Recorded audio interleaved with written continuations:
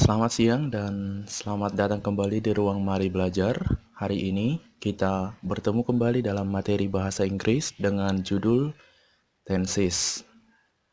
Banyak orang berkata bahwa belajar bahasa Inggris itu susah karena banyak bentuk kata kerjanya, banyak grammar, banyak tenses yang harus kita pelajari. Memang, itulah bahasa Inggris. Itulah bedanya bahasa Inggris dengan bahasa Indonesia. Tapi supaya bahasa Inggris itu tidak susah, kuncinya adalah dipelajari. Jadi langsung saja, yang pertama tenses. Apa itu tenses?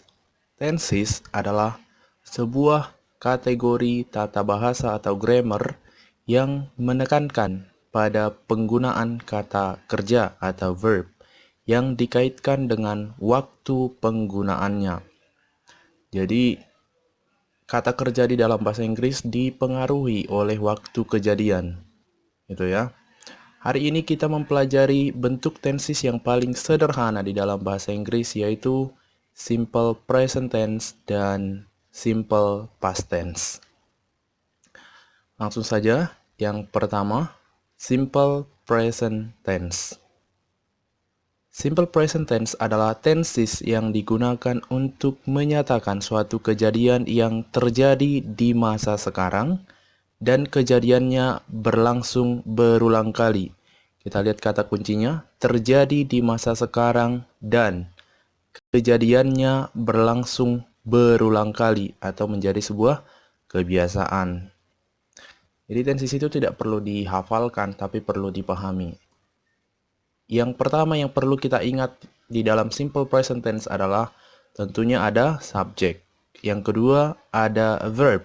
Verb yang digunakan dalam simple present tense adalah verb one atau verb one yang ditambah s atau es. Siapa saja yang menggunakan verb one dan siapa saja yang menggunakan verb one yang ditambah s atau es? Mungkin kemarin kita sudah pelajari ya dalam materi verb.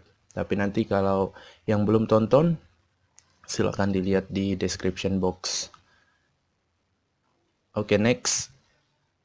Ada auxiliary verb. Auxiliary verb yang kita gunakan di dalam simple present tense adalah auxiliary verb do dan does. Tergantung subjek yang digunakan. Next, ada objek. Kemudian ada complement atau time signal atau keterangan waktunya. Jadi dari note-note yang ini, kita dapat buat rumus untuk simple present tense. Yang pertama adanya subject plus verb one atau verb one yang ditambah s atau es, tambah objek, tambah complement. Jadi complement itu tidak harus ada, gitu ya. Subject, verb, dan objek juga sudah bisa dikategorikan sebagai simple present tense. Namanya juga complement, cuman pelengkap, gitu ya. Sebelum kita masuk ke contohnya, saya ingatkan kembali. Personal pronoun di dalam bahasa Inggris ada 7, yaitu I, you, we, they, she, he, it. Nah, I, you, we, they menggunakan verb one, sementara she, he, it menggunakan verb one yang ditambah s atau es. Ya. Kemudian I, you, we, they menggunakan auxiliary do, sementara she, he, it menggunakan auxiliary does. Oke, langsung masuk ke contohnya. Contoh yang pertama, jangan dilupakan untuk rumusnya, subjek, verb one, s atau es, objek plus complement. Oke. Contohnya, kami mempelajari bahasa Inggris setiap hari.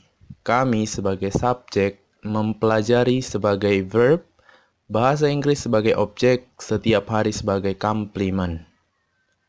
Untuk bentuk positifnya, kami learn English every day. Ya, karena personal pronounnya adalah we, maka verb yang digunakan adalah verb one. We learn, gitu ya.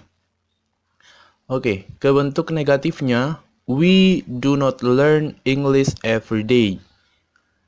Auxiliary yang digunakan untuk personal pronoun we, ini subjeknya we, maka auxiliary yang digunakan adalah do.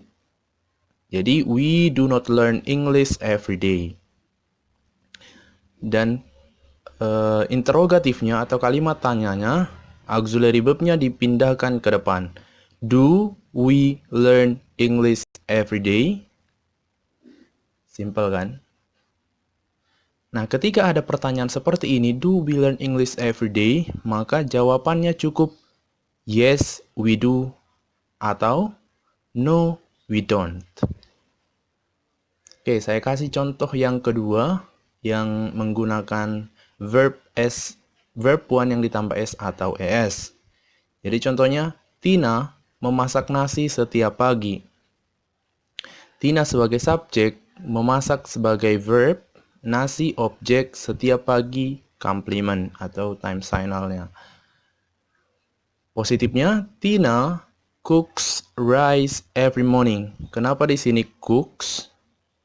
Karena Tina personal pronounnya adalah she, ya. She itu menggunakan verb one yang ditambah s atau es. Jadi Tina cooks rice every morning. Kebentuk negatifnya, Tina does not cook rice every morning. Cooks-nya ini kembali ke bentuk pertama cook karena sudah ada auxiliary does, gitu ya. Jadi ketika ada auxiliary does, maka bentuknya kembali ke bentuk pertama, jadi cook. Interrogatifnya, does Tina cook rice every morning? Sama ya. Jadi verbnya itu kembali ke bentuk pertama, karena sudah ada auxiliary di sini. Does Tina cook rice every morning? Sama. Ketika ada pertanyaan seperti ini, maka jawabannya cukup dijawab yes, she does, atau no, she doesn't. Itu sudah cukup ya, karena itu bentuk dari yes or no question. Saya rasa cukup ya mewakili contoh yang menggunakan verb one dan verb one yang ditambah s atau es. Terima kasih sudah menyaksikan video ini. Ketika ada hal-hal yang kurang dimengerti, silakan dipertanyakan kembali di kolom komentar. Dan if you like this video, if you like this material, please like, subscribe, and share ya.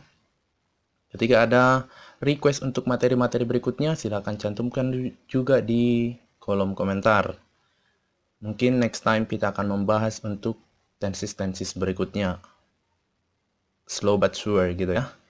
Terima kasih.